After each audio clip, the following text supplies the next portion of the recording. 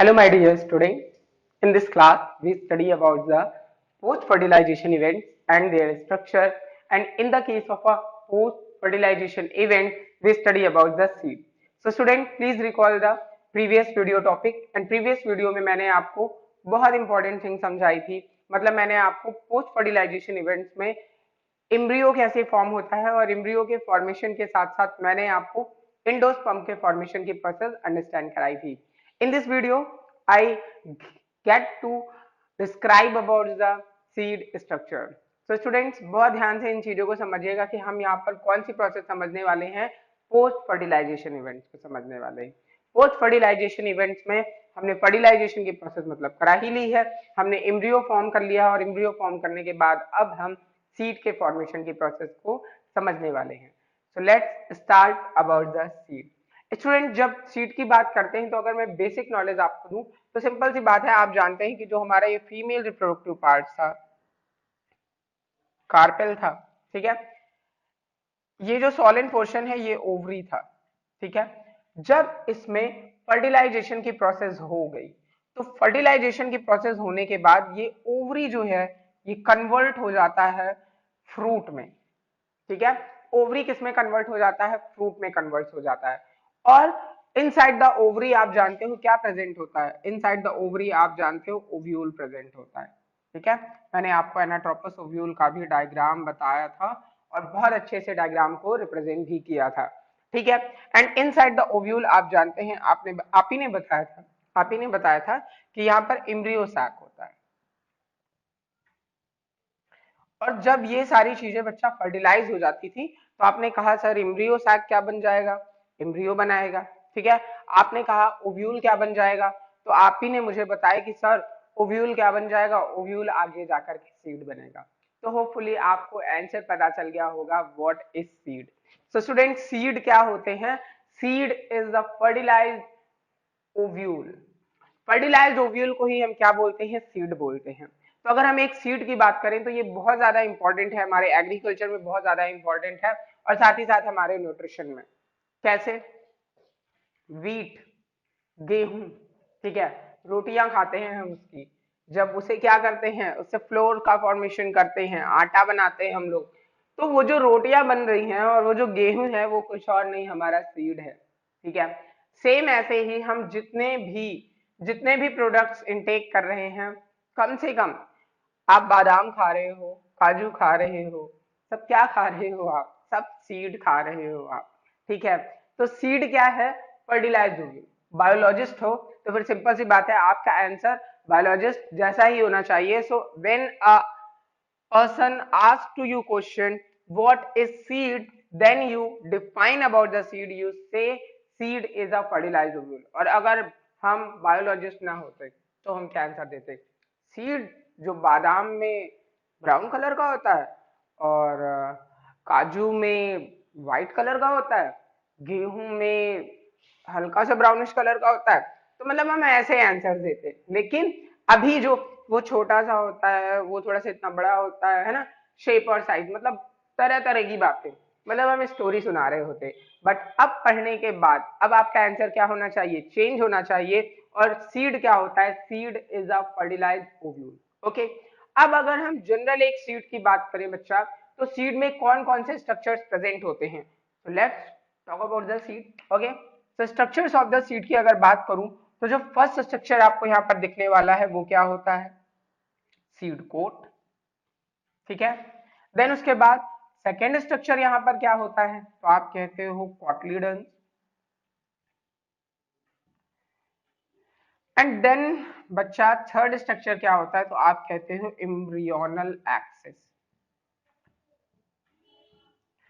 अब यहाँ पर एक चीज बहुत ज्यादा क्लियर हो जानी चाहिए आपको.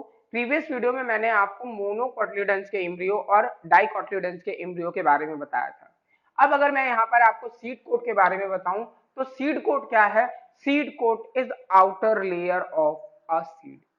कोट का मतलब क्या है? अब जैसे मैं हूं, मैंने कोट पहन लिया, तो कोट पहनने का मतलब मैंने आपको क्या कर लिया? अपने आप को क्या कर लिया? कवर कर लिया. तो सेम वैसे ही अगर हम सीड की बात करें कि ये अगर हमारा कोई सीड है तो इस सीड में ये सबसे बाहर क्या है? सीड कोट है, ठीक है. नेक्स्ट वन, नेक्स्ट वन, उसके बाद मैंने क्या बताया, कॉटलीडन। सो स्टूडेंट, अगर हम बात करते हैं एक इम्ब्रियो को न्यूट्रिशन देने के लिए, तो इम्ब्रियो को न्यूट्रिशन देने के लिए आप ले करके आते हो किसे, इंडोस्पर्म को। लेकिन हमारा अब जब सीड बन चुका है, तो सीड को न्यूट्रिशन कौन देगा, सीड को न्यूट्रिशन कौन देगा, और सीड के न्यूट्रिशन की अगर हम बात करें तो सीड को न्यूट्रिशन देता है कॉटलीडन। ये बात तो आप बेसिक लेवल पे जानते हो कि कॉटलीडन्स क्या करते हैं, न्यूट्रिशन प्रोवाइड करते हैं, नहीं जानते। आप बेसिक लेवल पे ये बात जानते हो कि जो कॉटलीडन्स होते हैं उन्हीं के बेस पे हम मोनोकॉट और डाइकॉट को डिविजिबल करते हैं, है ना। कोई भी आपसे पूछता है how can you differentiate about the monocot plant and dicot plant, then you say about this monocot plants have single cotyledons and dicot plants have di, that means two cotyledons, but you never know about the meaning of the cotyledons. So here students, I say you meaning about the cotyledons, and I say that cotyledons are provide nutrition to seed. Okay, seed को nutrition कौन दे रहा है, cotyledons दे रहा है। And even cotyledons are photosynthetic in nature. तो plants में जो फर्स्ट जर्मिनेशन की प्रोसेस हो रही है ना, जो ग्रीन कलर का स्ट्रक्चर बन रहा है, या फिर ये कह लो कि जो फर्स्ट वो लीफ बन रही थी, जो आगे जाकर के प्लिम्यूल्स, जो मैंने आपको बताया था कल की क्लास में, तो वो जो स्ट्रक्चर फॉर्म हो रहा है वो कौन है, कोई और नहीं, कॉटलीडन्स है। ओके, तो कॉटलीडन्स क्या है, सीड को न्यूट्रिशन प्रोवाइड कर रहा है। एम्ब्रियो को न्यूट्रिशन कौन दे रहा था, इंडोस्पर्म दे रहा था। तो यहाँ पर सीड को न्यूट्रिशन कौन दे रहा है, कॉटलीडन्स दे रहा है। तो अभी तो आप बता लोगे ना, अब ये तो नहीं बताओगे ना कि मोनोकॉट डाइकॉट, है ना, नथिंग। ओके, एम्ब्रियोनल एक्सिस क्या होती है, एम्ब्रियोनल एक्सिस वही एक्सिस है जिसके बारे में कल हमने समझा था कि एम्ब्रियो है इनसाइड द सीड। तो अगर हम सीड की बात करें तो सीड में क्या होगा, एम्ब्रियोनल एक्सिस प्रेजेंट होगी। देन उसके बाद बच्चा और भी कुछ कॉन्सेप्ट। तो अब ये सीड कोट किसने बनाई, किसी ने नहीं बनाई। हमने जाना कि जब ये ओव्यूल, जो फर्टिलाइज्ड ओव्यूल है, वही हमारा सीड है। तो सिंपल सी बात है, जो आउटर इंटुगमेंट्स होती है, इनर इंटुगमेंट्स होती है, these integument walls of ovule is form the seed coat. Is that clear? इंटुगमेंट ही को, इंटुगमेंट क्या कर रही है, इंटुगमेंट ही बना रही है सीड कोट को। क्लियर है इतना। नेक्स्ट पार्ट समझते हैं। एम्ब्रियो सैक के बारे में मैंने बताया ही आपको कि भाई एम्ब्रियो सैक क्या करेगा, एम्ब्रियो सैक एम्ब्रियो बनाएगा, जो कि बना चुका है। बट अब माइक्रोपाइलर एंड की बात हमें यहाँ पे समझनी चाहिए। भाई माइक्रोपाइलर एंड भी प्रेजेंट होगा। अब मैं बता दूं अगर आपको, यहाँ पर ये है माइक्रोपाइलर एंड, अगर माइक्रोपाइलर तो समझ रहे हो ना आप लोग, माइक्रोपाइलर समझ रहे हो ना। माइक्रोपाइलर के बारे में क्या बताया था कि एक ओव्यूल में दो पोल होते हैं ना, जहां से हमारा पॉलन ट्यूब जनरली इंटर कर रहा था, उसके बारे में मैंने आपको क्या बताया था कि वो हमारा माइक्रोपाइलर एंड है। तो यहाँ पर जो माइक्रोपाइलर एंड प्रेजेंट होता है ना सीड में, ये रह जाता है, ये रह जाता है इस सीड में, और फॉर्म करता है सीड पोर को। ठीक है, तो ये जो पोर है, ये इनका क्या इंपॉर्टेंस है बच्चा, तो ये वही सीड पोर्स हैं जो कि सीड को ऑक्सीजन देते हैं। ठीक है, जो सीड को क्या दे रहे हैं, ऑक्सीजन प्रोवाइड कर रहे हैं। साथ ही साथ मतलब वो जो रेस्पिरेशन कर रहा है सीड, वो कर पा रहा है इन सीड पोर की वजह से, जो ये पोर प्रेजेंट है। और कहां पर, ये माइक्रोपाइलर जो रीजन था, वही ट्रांसफॉर्म होकर के सीड पोर बना रहा है। तो ऑक्सीजन हो या फिर ये कह लीजिए कि वाटर का एब्जॉर्प्शन हो, वो सब यहाँ पर सीड पोर से ही पॉसिबल हो पा रहा है। ठीक है, तो इंटुगमेंट समझ लिया, माइक्रोपाइलर समझ लिया, एम्ब्रियोनल एक्सिस, कॉटलीडन्स और सीड कोट को हमने अंडरस्टैंड कर लिया। अब बच्चा नेक्स्ट फैक्ट मैं आपको यहाँ पे अंडरस्टैंड कराना चाहता हूँ, और वो नेक्स्ट फैक्ट ये है, कुछ ऐसे सीड्स होते हैं हमारे पास जहां पर वो टोटली न्यूट्रिशन की प्रोसेस में, जब उनका एम्ब्रियोनल स्टेजेस रहता है, जब उनमें एम्ब्रियो बन रहा होता है, उस टाइम पे उनका एम्ब्रियो टोटल अपने इंडोस्पर्म को यूज नहीं कर पाता। ओके स्टूडेंट, फैक्ट समझना। मैं नेक्स्ट बात आपको बताने जा रहा हूं, सीड में अगर इंडोस्पर्म प्रेजेंट है और सीड में अगर इंडोस्पर्म नहीं प्रेजेंट है, तो इनको क्या सेंटेंसेस हम यूज करते हैं और इनके क्या बेसिक एग्जांपल्स होते हैं जो कि हमें पता होने चाहिए। ओके स्टूडेंट, तो मैं यहाँ पे दो टर्म लिख रहा हूं। पहला टर्म क्या है, नॉन एल्ब्यूमिनस।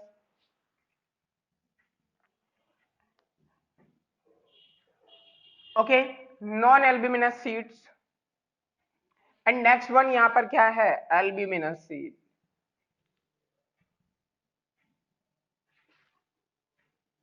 ओके स्टूडेंट्स, तो क्या इनका मीनिंग होता है, देखिए एल्ब्यूमिनस का मतलब क्या होता है, ऐसे सीड जिनमें जिनमें अभी भी एंडोस्पर्म प्रेजेंट है और वो टोटली यूटिलाइज नहीं किया गया है, किसके थ्रू, एम्ब्रियो के थ्रू। मतलब एम्ब्रियोनल डेवलपमेंट पीरियड में, टाइम पीरियड में उस एम्ब्रियो ने टोटल एंडोस्पर्म को नहीं यूज किया और अभी भी रेस्ट पार्ट में एंडोस्पर्म रह गया है, किसमें, सीड में। तो ऐसे टाइप के एंडोस्पर्म, ऐसे टाइप के सीड को हम क्या बोलेंगे, जिसमें एंडोस्पर्म है, एल्ब्यूमिनस सीड। क्लियर है? तो एल्ब्यूमिनस सीड का सिंपल सा मीनिंग क्या होता है, जिनमें अभी भी रेस्ट पार्ट में एंडोस्पर्म रह गया है। और अब सिंपल सी बात है, नॉन, नॉन तो समझ ही रहे होंगे आप लोग, है ना। नॉन का मतलब क्या, नहीं है, और क्या नहीं है, एल्ब्यूमिनस। एल्ब्यूमिनस मतलब क्या, एंडोस्पर्म। मतलब यहाँ पर जो एम्ब्रियो था उसके थ्रू टोटली एंडोस्पर्म यूज कर लिया गया है। ठीक है, तो इसे हम क्या बोलते हैं, नॉन एल्ब्यूमिनस सीड बोलते हैं। तो इनमें एल्ब्यूमिनस नहीं है, और एल्ब्यूमिनस सीड में क्या है, एंडोस्पर्म अभी भी है। और इनके एग्जांपल्स क्या होंगे, तो नॉन एल्ब्यूमिनस सीड का बेस्ट एग्जांपल है पी। ठीक है, बेस्ट एग्जांपल क्या है बच्चा, पी है। जो हमारी मटर है वो इसका बहुत अच्छा एग्जांपल है, क्योंकि पी क्या करता है, टोटली अपने एंडोस्पर्म को यूज कर लेता है।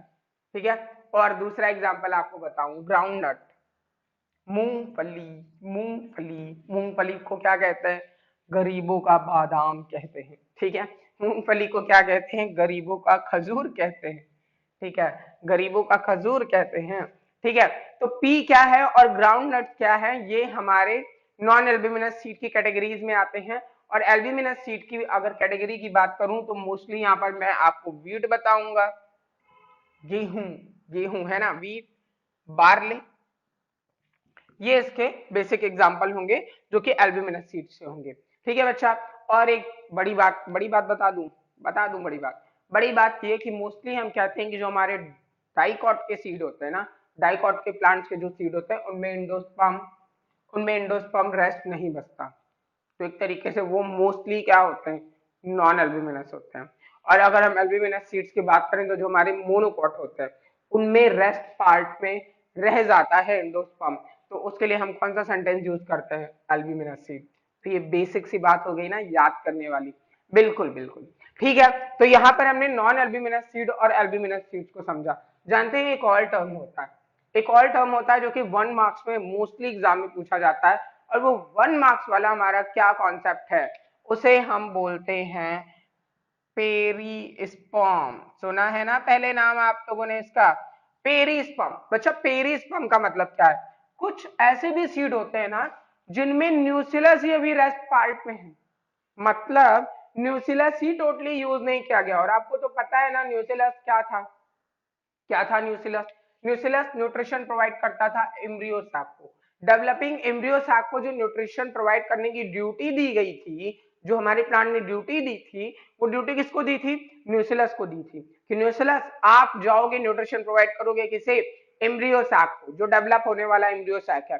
तो यहाँ पर एम्ब्रियो सैक ने टोटली न्यूट्रिशन को नहीं यूज कर पाया, वो नहीं यूज कर पाया। उसने कहा भैया मेरा पेट भर गया, नहीं खा पाएंगे अब, है ना। तो जब पेरिस्पर्म का मतलब क्या है कि जब न्यूक्लियस ही रेस्ट रह जाएगा, बचा हुआ रह जाएगा और टोटली एम्ब्रियो सैक के थ्रू यूज नहीं करेगा, तो सिंपल सी बात है कहाँ आना है उसको, सीड में आना है। तो ऐसे सीड को हम क्या बोलते हैं, पेरिस्पर्म बोलते हैं। क्या बोलते हैं भाई, पेरिस्पर्म बोलते हैं। और आपको पेरिस्पर्म का एग्जाम्पल भी जानना होगा ना, तो पेरिस्पर्म का बहुत अच्छा सा एग्जाम्पल होता है क्या, क्या होता है, बीट, बीट होता है। ठीक है, ये उतना बेसिक नहीं है जितना बेसिक अब बताने जा रहा हूं मैं। ब्लैक पेपर, ब्लैक पेपर, काली मिर्च। ठीक है, काली मिर्च जो है वो इसका बेस्ट एग्जांपल है। किसका बेस्ट एग्जांपल है, पेरिस्पर्म का है, जहां पे न्यूक्लियस ही रेस्ट पार्ट में रह गया है, बचा रह गया। ओके, तो ये कुछ टर्म्स थे जो कि 1 मार्क्स में जरूर पूछे जाते हैं, एग्जाम्पल्स पूछे जाते हैं, और एमसीक्यूज में भी इनके एग्जाम्पल पूछे जाते हैं कि कौन है न्यूक्लियस का एग्जाम्पल, जहां पे रेस्ट पार्ट पे न्यूक्लियस है, कौन सा सीड है। ठीक है, तो आपको यहाँ पे एमसीक्यूज भी मिलने वाले हैं, आपको यहाँ 1 मार्क्स के जो हमारे वेरी शॉर्ट क्वेश्चन होते हैं उनमें भी मिलने वाले हैं। और न्यू पैटर्न के हिसाब से आपको ये नेक्स्ट पैटर्न, मतलब ये किसमें, रीजंस और असर्शन में भी मिल जाएंगे। ओके स्टूडेंट्स, तो हमने इन टॉपिक को कवर किया जो कि किससे रिलेटेड थे, सीड से रिलेटेड थे। Let's talk about the another topic which is related to seed. So students, another facts क्या है? Another facts अगर हम सीड की बात करें तो आप नोटिस करते हैं हमारे घरों में वीट को खरीदा जाता है। वीट को खरीद करके हम उसे ड्रम में रख देते हैं। ड्रम में रखने के बाद जब हमें टाइम टाइम पे यूज करना होता है कि अब भाई आटा खत्म हो गया, ले जाओ इसे हम फ्लोर मिल में ले जाके रखें और इनसे आटा बना ले, है ना, फ्लोर बना ले। तो वहां पर हम क्या करते हैं, वहां पर हमें एक चीज करनी होती है, मतलब देखो ड्यूरेशन अगर हम देखें तो 1 साल तक हमने उसे अपने घरों में रखा, लेकिन उसमें प्लांट्स नहीं निकले, मतलब वो प्लांट नहीं बना ना गेहूं का सीड। लेकिन जैसे ही हम उसे ले जाके फील्ड्स में गिर जाता है या फिर हम जाते हैं उसे ग्रो कराने, शोन करने, बोने जाते हैं, तो उनमें प्लांट्स निकल आता है। तो आखिर क्या हुआ है यहाँ पर, यहाँ पर ऐसा क्या हुआ है कि अभी वो ग्रो नहीं कर रहा जब हमारे घरों में है। तो दरअसल सीड्स क्या होते हैं, seeds are not destroy when you take place in our room in a dark place. ये कभी भी अपने आप को डाई नहीं करते हैं। इनका जो एम्ब्रियो है ना वो हमेशा लिविंग होता है। तो मतलब सीड क्या है, वो लिविंग पार्ट है। वो करता क्या है, कुछ टाइम के लिए जब तक उसे फेवरेबल कंडीशन नहीं मिलती तब तक वो जर्मिनेट नहीं होगा।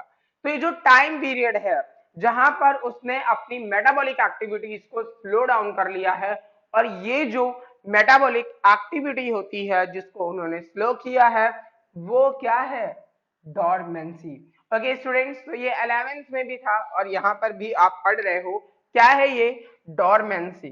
ओके, डॉर्मेंसी का मतलब क्या होता है कि जो हमारे सीड्स होते हैं ये अपनी मेटाबॉलिक एक्टिविटी को स्लो कर लेते हैं। स्लो क्यों कर लेते हैं, क्योंकि अभी इनको जर्मिनेट नहीं करना है, अभी इनको फेवरेबल कंडीशन नहीं मिली है। लेकिन इसका मतलब ये नहीं है कि ये डाई हो गए हैं, ये मर गए हैं। इन्होंने सिर्फ और सिर्फ अपनी मेटाबॉलिक एक्टिविटी को स्लो डाउन किया है, और इस प्रोसेस को हम क्या बोलते हैं, इस स्टेप को, प्रोसेस को हम क्या बोलते हैं, डॉर्मेंसी। और जैसे ही आपने इन सीड्स को दिया प्रॉपर एटमॉस्फेयर, प्रॉपर मॉइस्चर अगर देने चाहिए, जिन्हें प्रॉपर टेम्परेचर चाहिए, then it will be grow. Okay, तो ये ग्रो करना स्टार्ट कर देंगे जैसा कि आप जानते ही हैं। ठीक है, तो ये क्या है, डॉर्मेंसी टाइम पीरियड हम बोलते हैं कब, जब सीड ने अपनी मेटाबॉलिक एक्टिविटी को स्टॉप कर लिया। ओके, तो ये भी फैक्ट आपको समझ में आ गया होगा कि डॉर्मेंसी का मीनिंग क्या होता है। अब हम कुछ और दूसरे फैक्ट जानते हैं। Students, after the seed formation we study about the fruit. What is a fruit? Seed से रिलेटेड हमने सारे फैक्ट्स को समझ लिया, अभी हम फ्रूट को समझने वाले हैं। तो फिर से रिकॉल करिए कि अभी अभी मैंने यहाँ पे आपको क्या बताया था कि ये देखिए, ये है हमारी एक कार्पेल और ये फर्टिलाइज्ड हो गई है, और ये जो ओवरी है, ये जो ओवरी है, this is a this is a fruit. तो ये जो ओवरी है बच्चा, एक फर्टिलाइज्ड ओवरी को ही हम क्या बोलते हैं, फ्रूट बोलते हैं। और अंदर तो मैंने अभी अभी बताया ही आपको कि ओव्यूल है जो कि सीड फॉर्म करता है।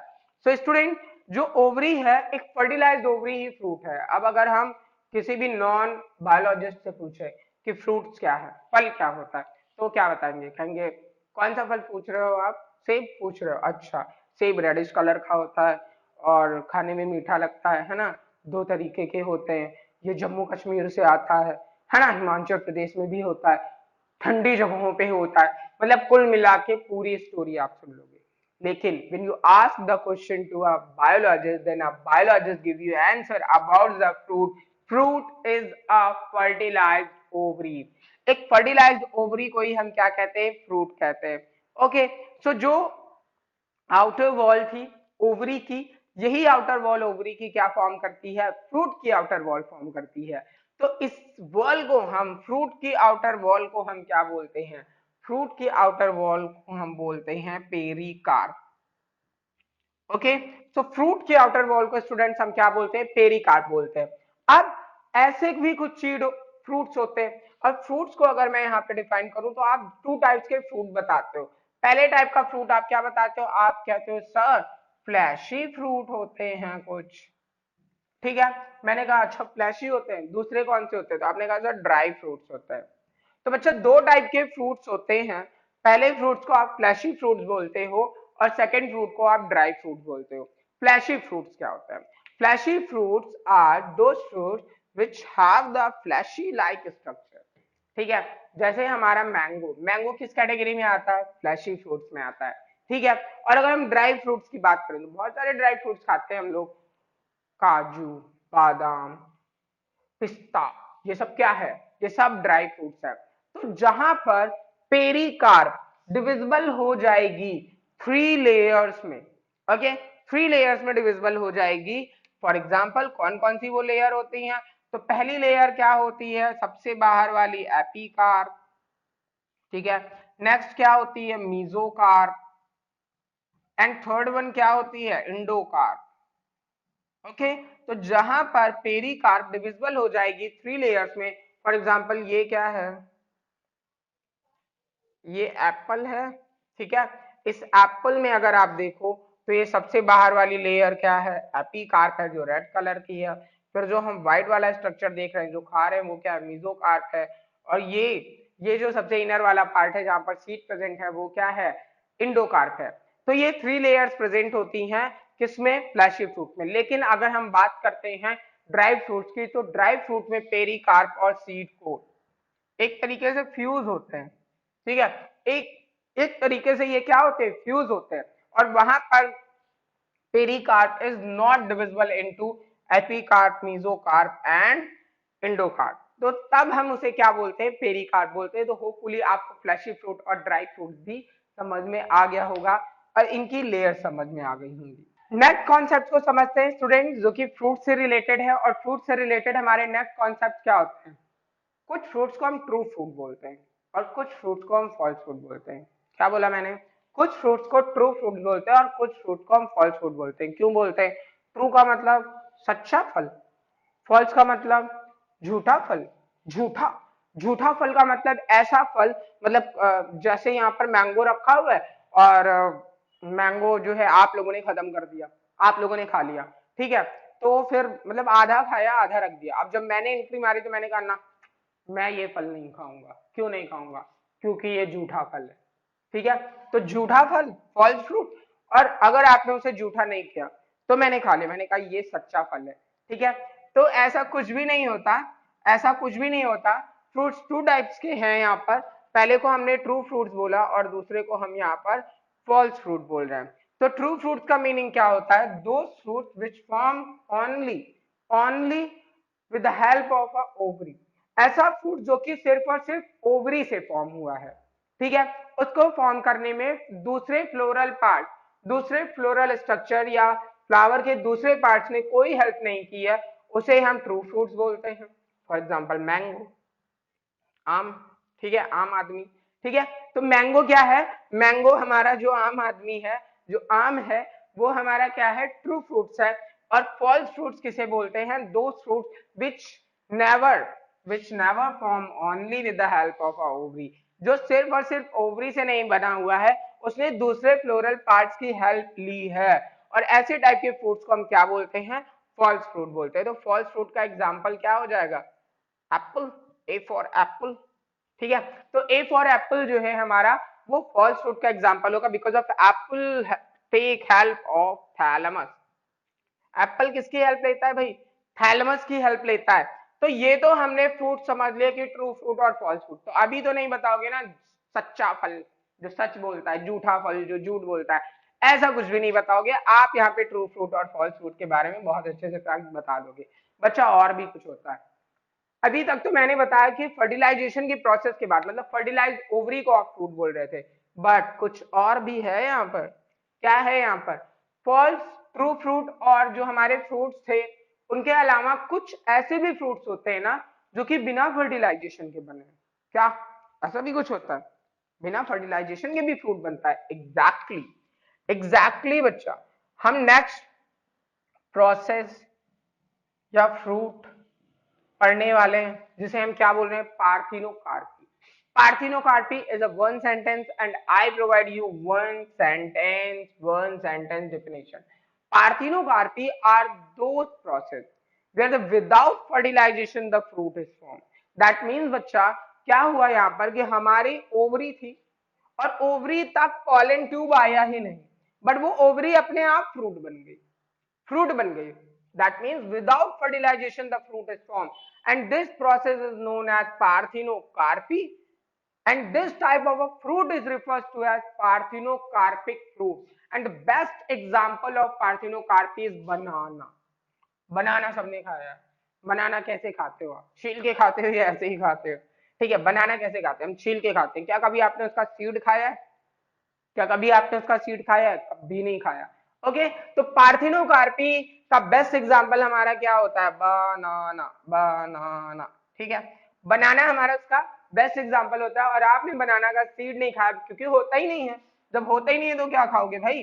तो पार्थिनोकार्पी फ्रूट होता है बनाना, विदाउट फर्टिलाइजेशन ये फॉर्म होता है, और इसे हम पार्थिनोकार्पी बोलते हैं इस प्रोसेस को।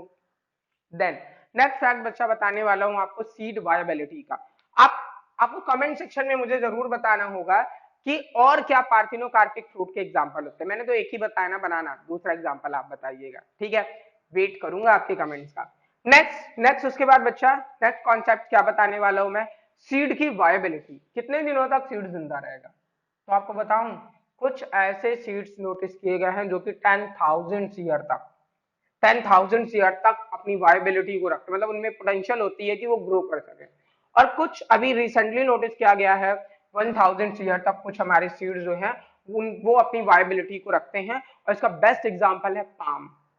पाम इसका बेस्ट एग्जांपल है। और उसके साथ ही साथ जो हमारे फोनिक्स एक प्लांट है जिसे कि रिपोर्ट किया गया है डेड सी के पास, एक हेरोल्ड किंग पैलेस है ना, पैलेस है, वहां पर इसको रिपोर्ट किया गया है। और ये भी हमारा क्या है, एक सीड की वायबिलिटी के कॉन्सेप्ट में आता है। इसके अलावा दो और फैक्ट जल्दी जल्दी समझ लेते हैं हम लोग, और जल्दी जल्दी उनके बारे में जान लेते हैं, ठीक है?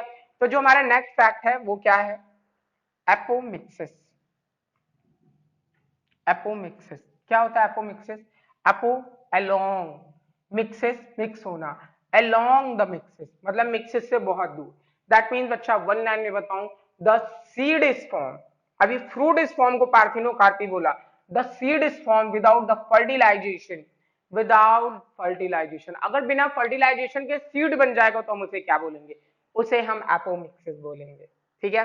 जब बिना फर्टिलाइजेशन के सीड बनेगा तो उसे हम एपोमिक्सिस बोलेंगे। और इसका बेस्ट एग्जांपल पोटैटो, पोटैटो होता है। और and this is a type of asexual reproduction.